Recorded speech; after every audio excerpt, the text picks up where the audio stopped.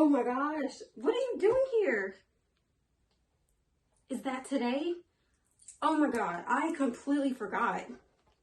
Well, I mean, you're already here, so might as well get started. Get a seat. I am so glad that you can make it today. We have a lot to discuss, but the person we're going to be talking about is Luther Henderson. No, not Luther Vandross, Henderson. You don't know who that is? Well, allow me to elaborate. Luther Henderson was an arranger, musical director, and pianist born on March 14, 1919 in Kansas City, Missouri. His parents were Florence Black Henderson and Luther Henderson Sr. They were both educators, but they also played music. At just 4 years old, he and his family moved from Missouri to Harlem, New York, where he became neighbors with Duke Ellington. Isn't that crazy? Henderson actually began taking lessons, piano lessons, at just 10 years old, and he enjoyed it so much that his mother took him to Madison Square Gardens to watch Ignacy Jan Paderewski, who was a Polish pianist, and he got to watch them perform live. From a young age, Luther was always passionate about music, and he even revealed that playing the piano came really naturally to him.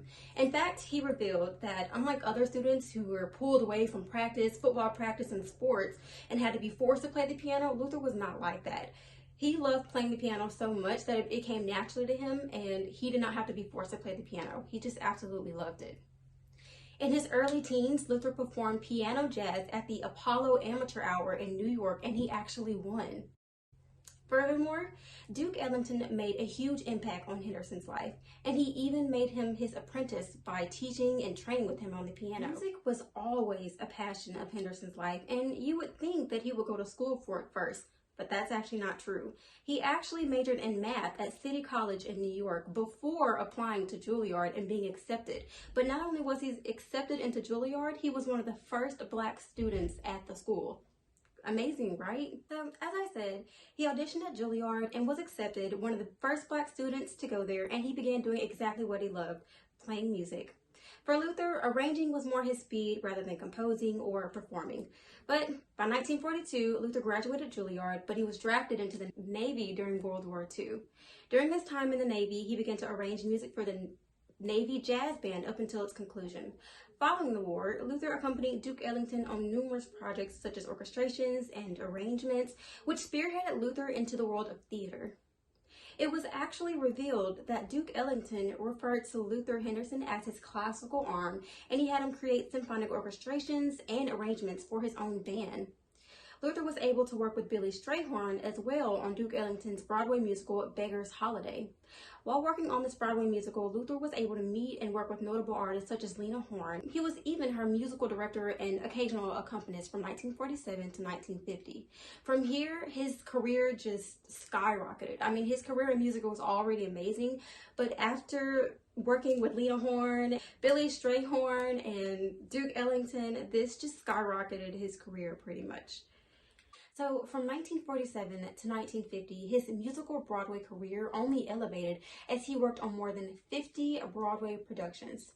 His most notable works include Ain't Misbehavin', where he served as orchestrator, pianist, and arranger. He also worked with Lena Horne, The Lady and Her Music, where he served as the musical consultant. One thing that was really spectacular about Luther Henderson was that he was able to bring a jazz component to the musical Broadway world, and that was something that they were lacking at the time, which is just amazing, which really made him break barriers. Besides breaking racial barriers, the only struggles actually mentioned about his life were him trying to choose between pursuing a career in music, which was his passion, or in math, because he was also really good at math. But as we've stated previously, he chose music. Sadly, in 2003, he lost his battle to cancer. Before his death, however, he was awarded the 2004 National Endowment of the Arts Jazz Master.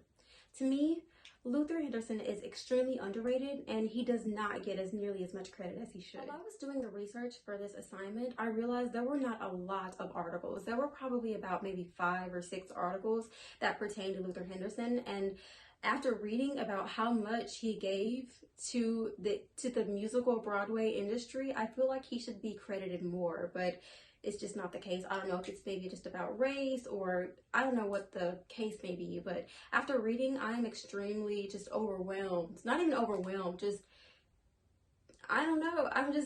I have a bunch of different emotions because he should be up there with the greats. And I mean, he is, but he just doesn't get enough credit because before I started on this assignment, I had no idea who Luther Henderson was.